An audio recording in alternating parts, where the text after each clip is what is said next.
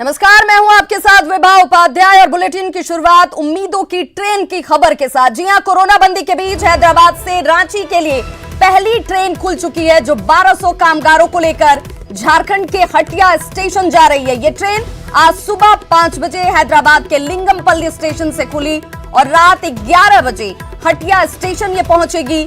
हटिया से अलग अलग जिलों के लिए ये बस चलाई जाएगी और लोगों को उनके गृह जिले पहुंचाया जाएगा। ये ट्रेन पायलट प्रोजेक्ट के तहत चलाई जा रही है। देश भर में लाखों लोग दूसरे राज्यों में जो फंसे हुए हैं उनके लिए ये उम्मीदों की ट्रेन है, जो ट्रेन के इस सफर के साथ अपने अपने गृह जिले, अपने अपने घर पहुंचेंगे। इनमें बिहार झारखंड के लोगों की एक बड़ी संख्या, एक बड़ी तादाद है जो घर वापसी का इंतजार कर रहे हैं। इस बीच प्रधानमंत्री आवास पर एक अहम बैठक भी इस वक्त चल रही है, जिसमें रेलवे अधिकारियों के साथ रेल मंत्री पीयूष गोयल की मौजूदगी भी है।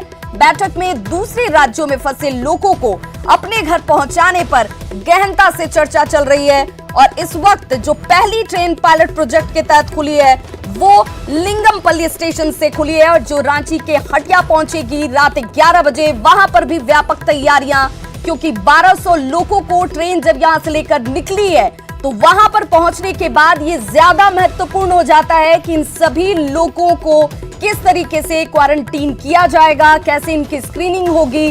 राज्य सरकारें इसको लेकर के तैयारियों में जुटी हुई हैं और ये कहा जा रहा है कि हटिया स्टेशन पर हमने तस्वीरों के जरिए भी दिखाया कि किस तरीके से वहां पर व्यापक तैयारी और इंतजाम किए गए हैं। फिलहाल आपके सामने जो तस्वीर है वो तस्वीर उम्मीदों की इस ट्रेन की, जिसने आज रवानगी सुबह 5 बजे की है।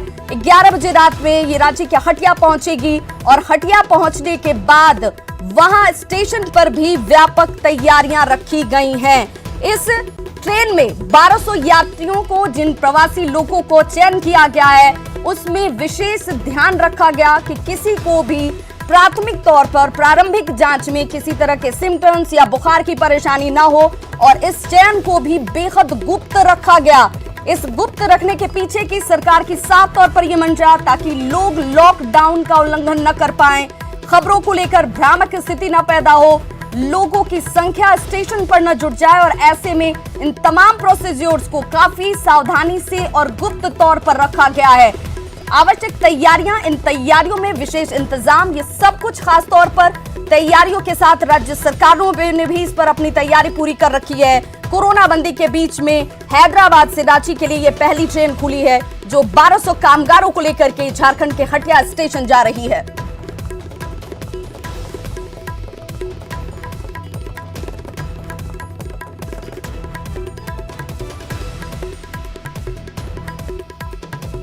और हमारे साथ लगातार हमारे सहयोगी जुड़े हुए हैं जो पल पल की जानकारी अपडेट के साथ पहुंचा रहे हैं। रांची से हमारे साथ झारखंड संपादक संतोष कुमार जुड़े हुए हैं, साथ ही हमारे सहयोगी पटना से अमित जुड़े हुए हैं और हमारे सहयोगी जो हैदराबाद में मौजूद हैं, जिन्होंने तस्वीरों के जरिए क्या कुछ इंतजाम है उनको भी हमारे दर्शकों तक पहुंचाया। सीधे सबसे पहले रुख मैं संतोष आपके पास करना चाहूंगी, क्योंकि ये ट्रेन रांची के हटिया पहुंचेगी, वहां पर ये इस पर निगाहें सबकी कि आखिर क्या ये पायलट प्रोजेक्ट, क्या ये ट्रेन जब यहां पर पहुंचती है तो वहां के इंतजामों से ये बाकी देश के दूसरे हिस्सों पर इसका रिफ्लेक्शन साफ नजर आएगा। जी हाँ, देखिए उम्मीदों की ट्रेन जो पहली ट्रेन है वो झारखंड पहुंच रही है, रात के 11 बजे पहुंच रही है। उसको लेकर यहाँ पर विशेष तैयारी की गई है। रांची पहुंचने तक तो ये तैयारी सब कुछ रेलवे की तरफ से की गई है, जिसमें यह भी बताया गया है कि रेलवे उस ट्रेन में 16 सिक्योरिटी फोर्सेस हैं जो कि साथ में आ रहे हैं, आरपीएफ के जवान, ताकि कोई भी कहीं भी बीच रास्ते में, जहां की एक टेक्निकल जो हॉल्ट होता है, क्योंकि जो आंध्र से ये ट्रेन जो हटिया तक पहुंचेगी, इस दरमियान उसको टेक्निकल हॉल्ट लेना पड़ेगा और टेक्निकल हॉल्ट के दरमियान कोई कहीं नीचे ना चला, कोई नीचे उतर ना जाए, इसको ध्यान में रखते हुए 16 सिक्योरिटी पर्सनल के आरपीएफ के जवान उसमें हैं। और जब ये हटिया रेलवे स्टेशन ये ट्रेन पहुंचेगी रात के 11 बजे, उसके बाद विशेष तैयारी झारखंड सरकार की तरफ से की गई है। झारखंड सरकार की तरफ से जो तैयारी की गई, जो हमारे को सूत्रों के हवाले से जानकारी मिल रही है, उसके मुताबिक सबसे पहले यहाँ पर डीटीओ ने स्कूल बसेस से भी संपर्क किया है, ताकि क्योंकि झारखंड सरकार के पास अपनी कोई बस नहीं है, ऐसे में इन लोगों को अपने अपने जिलों में पहुंचाने के लिए बसेस की जरूरत थी, तो उन बसेस के इंतजाम किए गए हैं। लगभग 50 से के आसपास के बसेस की व्यवस्था की गई है और उसके बाद इनको इस ट्रेन में खाने पीने की व्यवस्था तो इनको जब तक हटिया रेलवे स्टेशन आएंगे इनको डिनर कराया जाएगा, सबको ट्रेन में ही डिनर मिल जाएगा। लेकिन उसके बाद जब ये उतरेंगे तो फिर तैयारी झारखंड सरकार की तरफ से जो की गई है, इनके लिए नाश्ते की व्यवस्था की गई है, इनके लिए पानी की व्यवस्था की गई है। हर एक बस में 2-2 कांस्टेबल, जो हमारी जानकारी मिल रही है, जो हमारे को सूत्रों के हवाले से जानकारी मिल रही है, उसके मुताबिक 2-2 सिक्योरिटी कांस्टेबल्स इनके एक बस में होगा, ताकि उसको ये मिलान किया जाएगा। जो लिस्ट अभी तैयार होगी लगभग 4 से 5 बजे के आसपास तक ये लिस्ट तैयार हो सकती है कि कौन से जिले में कितने लोग हैं और उनको जिलों तक छोड़ना है। तो उस लिस्ट का मिलान करते हुए उनको एक बस में, क्योंकि बसों से भी बीच रास्ते में कोई ना उतर जाए, कोई ऐसी अनहोनी ना हो, इसको ध्यान में रखते हुए एक बस में 2-2 सिक्योरिटी पर्सनल्स, मतलब 2-2 सिक्योरिटी गार्ड्स होंगे। उसके साथ ही जो हमारे को जानकारी मिल रही है सभी जिलों तक तो ये बात होगी, डिस्ट्रिक्ट हेडक्वार्टर में वहां उनको ले जाया जाएगा। वहां से उस डिस्ट्रिक्ट के अधिकारियों की जिम्मेदारी होगी कि उनको उनके गांव तक छोड़ा जाए, या फिर उनको ब्लॉक में जो क्वारंटीन सेंटर हैं उन क्वारंटीन सेंटर तक छोड़ा जाए। तो ये व्यवस्था पहले यहां से हटिया उतरेंगे, हटिया से उनको डिस्ट्रिक्ट हेडक्वार्टर तक पहुंचाया जाएगा रेस्पेक्टिव, और उसके बाद वहां से रेस्पेक्टिव डिस्ट्रिक्ट हेडक्वार्टर से फिर उनको गांवों तक पहुंचाया जाएगा। संतोष, आप हमारे साथ बने रहिए। रुक कर लेते अपने सहयोगी संजय तिवारी का, जो लगातार हमारे साथ हैदराबाद से जुड़े हुए हैं। संजय, ये सवाल इसलिए भी बहुत खास हो जाता है क्योंकि ये पहली खेप है जो आज रवानगी की तरफ बढ़ी है, लेकिन इसके बाद अब ये चीजें ज्यादा कठिन हो जाती हैं, ज्यादा टफ हो जाती हैं जब लोगों की ये जानकारी में है। ये फहरिस्त लंबी होती जाएगी, लोगों की संख्या बढ़ती जाएगी जो जाने के इच्छुक हैं। एक बस पे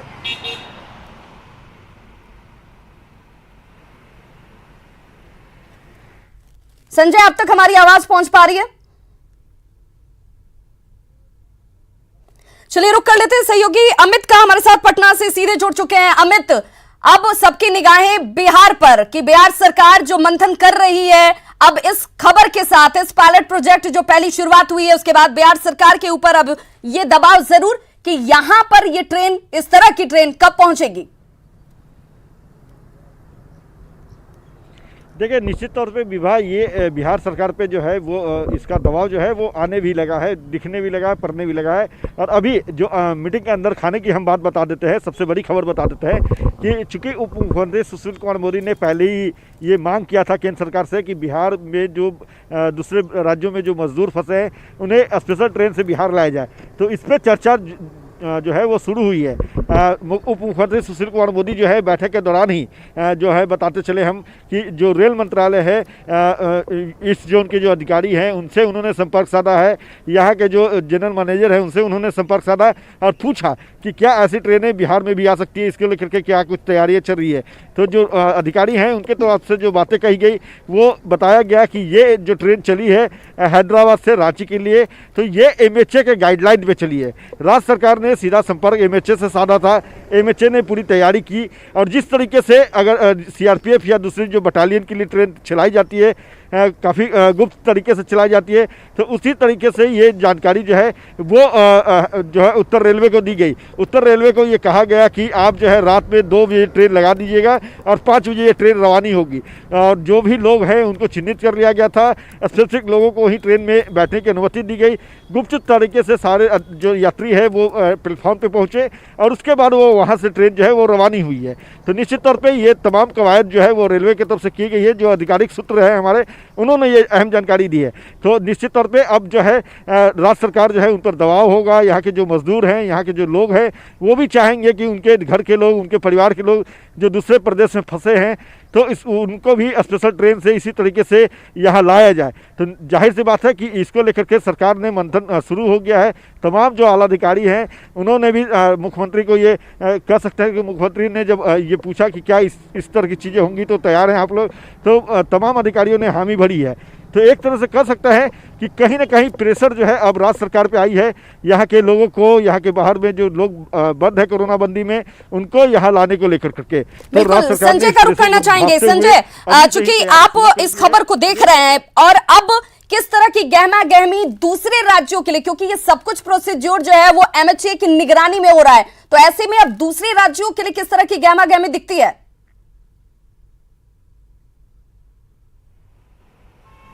विवाद दरअसल जो साउथ सेंट्रल रेलवे है उसको तेलंगाना सरकार ने अपनी तरफ से अनुरोध किया था और उसके बाद ये पूरी एक्टिविटी हुई है। तो ये साउथ सेंट्रल रेलवे का कहना है कि अभी उनके पास कोई इस तरह की दूसरे राज्यों को कहीं पे भी ट्रेन रवाना करनी है, इसकी इन्फॉर्मेशन रेल मंत्रालय से फ़िलहाल नहीं आई है।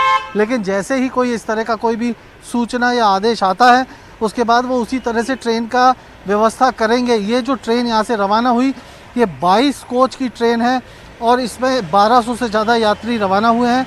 मैं आपको बताऊं कि हर कोच में 54 यात्री हैं, यानी ये स्लीपर क्लास के कोचेज़ हैं, पूरे 22 कोचेज़ हैं। उसमें ये जो स्लीपर क्लास के कोचेज़ में 72 लोगों के 72 लोगों के बैठने का इंतज़ाम होता है। 54 लोग इसमें बैठाए गए हैं। इसके अलावा अभी ये ट्रेन यहाँ हम झारखंड संपादक संतोष का रुख करना चाहेंगे। संतोष, जैसा आप जानकारी दे रहे थे, आपका खुद भी ये मानना है, जो ऑब्जर्वेशन है उसके हिसाब से ये इतना आसान नहीं रहने वाला है, हालांकि तैयारियां सरकार ने अपने स्तर से जरूर की हैं। ये जानना चाहूंगी कि क्या ये सभी लोगों की अपने अपने गंतव्यों की तरफ, अपने अपने गृह जिले की तरफ रवानगी आज ही ये कराई जाएगी या इन सभी को कुछ वक्त के लिए फिलहाल क्वारंटीन किया जाएगा हटिया में ही, यहां पर इनकी मॉनिटरिंग होंगी और उसके बाद ये तमाम प्रोसीजर किए जाएंगे? देखिए, जो हमारे को जानकारी मिल रही है झारखंड सरकार के उच्च सूत्रों के मुताबिक, उसके मुताबिक ये है कि इन सबको जैसे ही ट्रेन से ये उतरेंगे उसके बाद वहाँ सामने हटिया रेलवे स्टेशन के पास ही बस खड़ी होगी और एक एक करके हर जिले में के लिए अलग जिन जिन जिलों के ये होंगे उन जिलों के लिए बसेस जाएंगी और उन बसों में 2-2 सिक्योरिटी पर्सनल साथ जाएंगे ताकि ये उनको डिस्ट्रिक्ट हेडक्वार्टर तक छोड़ा जा सके और डिस्ट्रिक्ट हेडक्वार्टर के बाद फिर वहाँ से उनको उनके गांवों तक छोड़ा जाएगा या फिर उनके ब्लॉक में जो क्वारंटीन सेंटर हैं वहाँ पर उनको रखा जाएगा। ये डिस्ट्रिक्ट एडमिनिस्ट्रेशन को तय करना है। लेकिन और भी इसमें साथ में ये भी जानकारी मिल रही है, इन सबके नाश्ते की व्यवस्था, पानी की व्यवस्था गाड़ी में की गई है। ये तो रहे रांची से बाहर के लोगों की के बारे में जानकारी। जो हमारे को रांची के बारे में, अगर जो उसमें रांची के लोग हैं उनके लिए 5 रूट झारखंड सरकार के लोकल एडमिनिस्ट्रेशन, यहाँ डिस्ट्रिक्ट एडमिनिस्ट्रेशन ने तैयार किए हैं और इन सबको सबसे पहले यहाँ पर एक झारखंड सरकार ने 3 प्राइवेट हॉस्पिटल को टेक ओवर किया था कोविड-19 के लिए। उनमें से एक हॉस्पिटल है पारस हॉस्पिटल। इस हॉस्पिटल में सभी पेशेंट, सभी यात्रियों को ले जाया जाएगा, वहां उनकी प्रॉपर जांच की जाएगी। उन जांच के बाद फिर उनको जो 5 रूट तय किए गए हैं उन 5 रूटों के माध्यम से उनको उनके गाँव तक छोड़ा जाएगा। तो ये सब कुछ जो पूरी प्रक्रिया है ये 4 से 4:30 बजे के आसपास जब एक लिस्ट तैयार हो जाएगी, जो कि अभी रेल मंत्रालय से मांगे हैं लोकल झारखंड सरकार ने, तो वो लिस्ट तैयार हो जाएगी। उसके बाद ये तय किया जाएगा कि पहले किस रूट पर कितनी बसें लगानी है अलग अलग। संतोष, आप हमारे साथ लगातार जुड़े हैं। इस वक्त हमारे साथ अशोक चौधरी, भवन निर्माण मंत्री, बिहार सरकार, जुड़ चुके हैं। बहुत बहुत स्वागत सर आपका। और मेरा पहला और सीधा सवाल आपसे यही कि उम्मीद की ये ट्रेन बिहार के लोगों की उम्मीद पर कब खरी उतरेगी? नहीं, हम समझते हैं कि बहुत जल्द उतरेगी। भारत सरकार ने कम से कम ये स्पेशल ट्रेन चलाने की सुविधा की शुरुआत की है, चाहे वो किसी राज्य झारखंड के लिए हो या मध्य प्रदेश के लिए हो। जो भी मजदूर जहां भी फंसे हैं वो इस देश के मजदूर हैं और 1 मई का आज मजदूर दिवस है। इस दिन कम से कम भारत सरकार ने मजदूरों के इंटरेस्ट में और जो हम लोगों का राज्यों का डिमांड था उसको फुलफिल किया है। इसलिए हम भारत सरकार को बधाई देते हैं, धन्यवाद देते हैं और हमें पूरी उम्मीद है कि 1-2 दिन के अंदर बिहार के लिए भी ट्रेनें शुरू होगी। क्या इस तरह की रिक्वेस्ट बिहार सरकार की तरफ से की गई है एमएचए को, क्योंकि ये सब कुछ उसकी निगरानी में ही हो रहा है? नहीं, बिल्कुल एमएचए के साथ उच्च स्तरीय जो हमारे हम लोग के पदाधिकारी वो संपर्क में हैं और हम समझते हैं कि एक पॉजिटिव रिस्पांस है और बिहार के लिए भी स्पेशल ट्रेनें शुरू होंगी। अशोक जी, कब तक उम्मीद कर लें, कि चलिए धीरज रख लीजिए, 5 दिन रुक जाइए, 10 दिन रुक जाइए, क्योंकि जब इतना इंतजार किया है तो थोड़ा और सही। नहीं, हम समझते हैं कि 1-2 दिन के अंदर बिहार के लिए भी ट्रेनें अनाउंस होंगी। ये तो एक अच्छी शुरुआत है। आपको इसको एक पॉजिटिव इसमें लेना चाहिए कि आज 1 मई मजदूर दिवस है। जो अप्रवासी मजदूर हमारे थे, किसी भी प्रदेश के लोगों के यहाँ फंसे थे दूसरे राज्यों में, उनके लिए भारत सरकार ने ये शुरुआत कर दी है। तो निश्चित रूप से बिहार के लिए भी ट्रेनें शुरू होंगी। 1-2 दिन के अंदर बिहार के लिए भी ट्रेनें निश्चित रूप से अनाउंस होंगी। बिहार सरकार कितनी तैयार है इसके लिए? लेकिन बिहार सरकार भी पूरी तरह से तैयार है। आज माननीय मुख्यमंत्री जी, जिला के और उप मुख्यमंत्री जी, जिला के तमाम पदाधिकारियों के साथ, जिला अधिकारी, आरक्षी अधीक्षक, कमिश्नर, जो डिविजनल कमिश्नर हैं और डीआईजी, और जो फील्ड के हमारे स्टाफ हैं, महत्वपूर्ण स्टाफ हैं, उनके साथ 11 बजे से बैठक होगी। हम समझते हैं 5-6 घंटा ये बैठक चलेगी और उस बैठक में पूरी तरह से कैसे जो मजदूर आ रहे हैं उनको कैसे रखना है, कैसे ट्रांजिट करना है, कितनी बसों की आवश्यकता होगी उनको ट्रांजिट कराने में, जिले तक, जिले से फिर ब्लॉक तक कैसे ट्रांजिट करेंगे, कैसे ब्लॉक के क्वारंटाइन सेंटर जो हमारा है उसकी स्थिति क्या होगी, उसका लेवल क्या होगा, किस तरह की वहाँ पे खाने की व्यवस्था होगी, रहने की व्यवस्था होगी, बाथरूम और पीने की पानी की व्यवस्था होगी, उन सब पर आज विस्तार से माननीय मुख्यमंत्री जी, जो फील्ड के हमारे स्टाफ हैं उनके साथ, जो पदाधिकारी हैं उनके साथ बात कर रहे हैं। अशोक जी, ऐसा नहीं लगता कि जो ऊहापोह की स्थिति बिहार सरकार में बिहार को लेकर के, उनके प्रवासी लोगों को लाने को लेकर के नजर आई, इसमें झारखंड ने बाजी मार ली? झारखंड में पहली ये ट्रेन उम्मीदों की पहुंच गई, अगर बिहार के लिए पहुंचती तो ये ज्यादा अच्छा नजर आता। नहीं, इसको तो है कि हाउ यू सी, आप कैसे इन चीजों को देखते हैं। कल तो हम लोगों ने, परसों तो MHA का गाइडलाइन चेंज हुआ, आप देखिए परसों शाम में चेंज हुआ।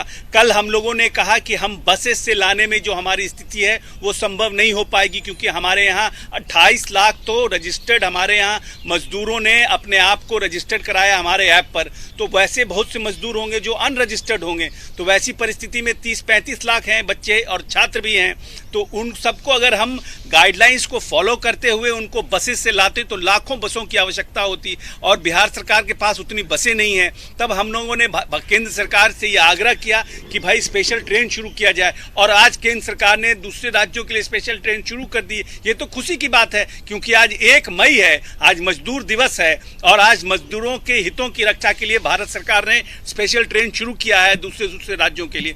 झारखंड में जो मजदूर हैं वो भी हमारे हैं, मध्य प्रदेश में जो मजदूर हैं वो भी हमारे हैं, इसलिए हम पूरी उम्मीद करते हैं कि 1-2 दिन के अंदर बिहार के लिए भी स्पेशल ट्रेन निश्चित रूप से शुरू होगी।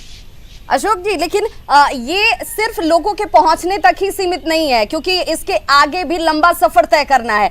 बिहार सरकार के पास सरकारी बसों का आंकड़ा 600 का ही है, प्राइवेट बसों की अगर संख्या जोड़ दी जाए तो 15,000 के तकरीबन ये संख्या बन जाती है। तो यहाँ पहुंचने के बाद भी लोगों को उनके गृह जिले तक पहुंचाना, वहां क्वारंटीन करना, आपको नहीं लगता है कि एक बड़ी चुनौती है? नहीं, निश्चित रूप से एक बड़ी चुनौती है, इसमें कहीं दो मत नहीं है, लेकिन हम मानते हैं कि हम एक सफल नेतृत्व के साथ इस प्रदेश की जो बागडोर जो है एक सफल नेतृत्व के हाथ में है। कोसी त्रासदी हो, चाहे कोई भी इस तरह का चैलेंज आया हो, माननीय नेता नीतीश कुमार ने उसको एक अपॉर्चुनिटी में बदलने का काम किया है, और इन सब चीजों का व्यवस्थित करने के लिए ही आज माननीय मुख्यमंत्री जी वीडियो कॉन्फ्रेंसिंग के माध्यम से तमाम जिलाधिकारी, आरक्षी अधीक्षकों से संपर्क में है। किस तरह से हो, कब तक, किस तरह से हम उन बसों को 2 ट्रिप कर सकते हैं, 3 ट्रिप कर सकते हैं, कैसे सोशल डिस्टेंसिंग का पालन करेंगे, इन सब पर विस्तृत चर्चा कर रहे हैं। इसलिए हम समझते हैं कि चिंता की कोई बात नहीं है, जो बेस्ट होगा हम लोग वो करेंगे। अशोक जी, लेकिन दर्द तो इस बात का लोगों के अंदर है कि हमने आवाज उठाई, यहाँ के बच्चे जो कोटा में फंसे हुए थे वो बार बार गुहार लगा रहे थे कि हमें बुला लिया जाए, हमारी स्थिति यहाँ ठीक नहीं है, हम अपने घर पहुंच जाएं। वहां आप पीछे रह गए, वहां आप ये आश्वस्त नहीं कर पाए उनको कि देखिए हम अपनी पूरी कोशिश कर रहे हैं, हम आपको जरूर बुलाएंगे, बहुत जल्द बुलाएंगे, हम ऊहापोह में फंसे रहे। नहीं, हमें नहीं लगता है कि वो बात सत्य है। देखिए, नीतीश कुमार की हमेशा ये पॉलिसी रही है माननीय नेता की कि हम कोई ना कोई यूनिवर्सल पॉलिसी बनाते हैं। कोटा को पॉलिटिकलाइज किया गया, कोटा इशू को, क्योंकि बिहार के बच्चे सिर्फ कोटा में नहीं हैं, बिहार के बच्चे पुणे में हैं, मुंबई में हैं, उड़ीसा में हैं, हैदराबाद में है, वेस्ट बंगाल में है, तमाम जगहों पर बिहार के बच्चे हैं। तो हम सिर्फ कोटा के बच्चों को लाने के लिए कुछ बसों भेज करके उनको मंगा लेते, तो बाहर के बच्चे कहते कि फिर हमको क्यों नहीं लाया जा रहा है, फिर वो मजदूर भी कहते कि आप डिस्क्रिमिनेट कर रहे हैं। लेकिन शुरुआत आप ही कह रहे हैं कि चलिए झारखंड से शुरुआत हुई, इसको अच्छे तरीके से देखिए। हम भी वही बात कह रहे हैं कि शुरुआत कोटा से ही हो जाती, बच्चे वहां अगर परेशान थे, कोटा से ही शुरुआत आप कर देते, कम से कम उम्मीद रहती, राहत की सांस लेते बच्चे कि चलिए यहाँ कहीं से शुरुआत तो हुई। नहीं मैडम, नहीं मैडम, ऐसा है कि भारत सरकार का जो 15 अप्रैल को गाइडलाइंस जारी हुआ था सेकेंड फेज में, वो गाइडलाइंस में भारत सरकार ने जो एपिडेमिक और उसके डिजास्टर मैनेजमेंट का जो एक्ट है उसका जो उन्होंने मेंशन किया था, उसमें राज्य सरकार के पास कोई व्यवस्था ही नहीं थी उसको लाने के लिए कि हम किस तरह से उनको ले आए। इंटर स्टेट का कहीं कोई परमिशन ही नहीं था, तो हम अगर लाते तो हम उसका वायलेशन करते, उस एक्ट का वायलेशन करते। इसीलिए प्रधानमंत्री के साथ जब मुख्यमंत्रियों की बैठक हुई, अशोक जी देखिए, पप्पू यादव कह रहे हैं कि मैंने तो खुद वॉलंटरली 30 गाड़ियों का इंतजाम किया लेकिन वो नाकाफी हैं। तेजस्वी यादव कहते हैं कि 2000 गाड़ियां मैं उपलब्ध करा दूंगा। ये तमाम कोशिशें थी, छोटी ही सही, लेकिन ये कोशिश लोगों को, बच्चों को, अभिभावकों को राहत जरूर देती। उसके इनिशिएशन तो राज्य सरकार की तरफ से दिए जा सकते थे ना। नहीं मैडम, ऐसा है कि ये सब पॉलिटिकल गिमिक है कि मैं 30 बसों भेज देता हूं, मैं 2000 बस भेज देता हूं। जहां 1.5 लाख 2 लाख बसों की आवश्यकता है, वहां 2000 बस से हम कहां किसको भेजते? ऊंट के मुंह में जीरा का फोरन कहां भेजते? ये तो एक पॉलिटिकल गिमिक है, क्योंकि वो कहीं ना कहीं मीडिया और समाचार में बना रहना चाहते हैं, तो इस तरह की बातें करते हैं, लोग को लोक लुभावन बातें कहते हैं। कभी कहते हैं कि हम अपना घर क्वारंटाइन सेंटर के लिए दे देते हैं, सरकारी मकान, कभी कहते हैं हम 2000 बस दे देते हैं, कभी कहते हैं कि मई दिवस पर 2 घंटे का हम उपवास कर रहे हैं। पहले हैं कहां प्रतिपक्ष के नेता? ये तो बताएं कि 2 घंटे का उपवास कहां कर रहे हैं? दिल्ली में है, मुंबई में है, कलकत्ता में है। 11 बजे रात में उनका ट्वीट आता है, जहां रात होता है वहां उनके यहाँ दिन होता है। ये उम्मीद नहीं दे पाए, ये भरोसा वो नहीं लोगों में जता पाए, बच्चों में ये भरोसा वो नहीं कायम कर पाए कि देखिए हम तो आपके साथ खड़े हैं, आप बिल्कुल घबराइए मत, आप निश्चिंत रहिए, हम हर मुमकिन कोशिश करके आपको अपने जिले में, अपने घर तक पहुंचाएंगे सकुशल। बिल्कुल, हम लोगों ने पूरा प्रयास किया। यहाँ पर बेजाब्ता हमारे यहाँ कॉल सेंटर्स बने हुए थे। बच्चों के लिए भी हम लोगों ने एक सेपरेट नंबर जारी किया पूरे देश में कि आप उस नंबर पर कॉल कीजिए, कोई व्यवस्था होगा, हम लोकल एडमिनिस्ट्रेशन के साथ संपर्क में रहेंगे। 2 तरह के लोग होते हैं राजनीति में, एक लोग काम करने में विश्वास करते हैं और एक लोग प्रचार करने में विश्वास करते हैं। ये जो लोग हैं ये प्रचार वाले लोग हैं, काम वाले लोग नहीं हैं। नीतीश कुमार काम करके लोगों को दिखाते हैं कि हम क्या काम कर रहे हैं और हम लोग हमेशा संपर्क में रहे हैं, इसलिए डायरेक्ट बेनिफिट जो लोगों को मिलता है उस पर हम लोग विश्वास करते हैं। हम लोग प्रचार नहीं करते हैं मीडिया के माध्यम से, सोशल मीडिया के अंदर। कभी आपने देखा नहीं है कि इस पूरे एपिडेमिक में नीतीश कुमार प्रेस कॉन्फ्रेंस कर रहे हो, क्योंकि नीतीश कुमार बिजी इस चीज में है कि वो ज्यादा से ज्यादा लोगों को हम कैसे बेनिफिट पहुंचा सके। अशोक जी, आखिर में और बहुत छोटा सा सवाल मेरा आपसे, चूंकि नीतीश जी खुद मंथन कर रहे हैं जिसकी जानकारी आप भी दे रहे हैं, क्या ये अनाउंसमेंट कर दिया जाएगा कि बच्चों, अभिभावकों, जो भी मजदूर हैं, जो प्रवासी हैं, बस 2 दिन इंतजार कीजिए, ये ट्रेन यहां भी आने वाली है? नहीं, ये तो निर्णय, देखिए इसका अनाउंसमेंट तो भारत सरकार करेगी, लेकिन हम उम्मीद करते हैं कि 1-2 दिन के अंदर जिस तरह से झारखंड और मध्य प्रदेश के लिए बस एक ट्रेन की, स्पेशल ट्रेन की शुरुआत हुई है, बिहार के लिए भी स्पेशल ट्रेन की शुरुआत होगी। क्योंकि बिहार के लोगों की संख्या ज्यादा है, इसलिए निश्चित रूप से भारत सरकार और रेल मंत्रालय इस पर कुछ न कुछ वर्कआउट कर रहा होगा और 1-2 दिन के अंदर इसका पॉजिटिव रिजल्ट हम लोगों को मिलेगा।